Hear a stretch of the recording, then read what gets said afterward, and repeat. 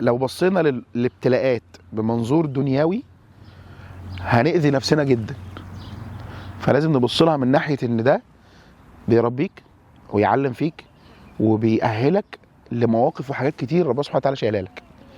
فلازم تبقى عندك يقين بالله، يقين بالله دايما جواك، هتحس دايما بنعيم وصبر على اي ابتلاء هيمر بيك، اي ابتلاء ايا كان هو، اي شوكه انت بتتشكاها في ميزان حسناتك او بتشيل من سيئاتك، في حاجه من اتنين.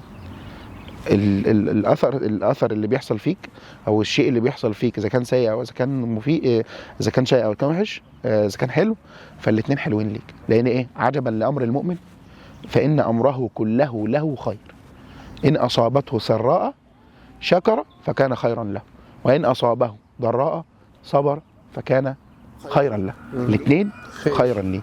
لو انت ادركت ده هتحس فعلا ان انا تمام، انا كده تمام.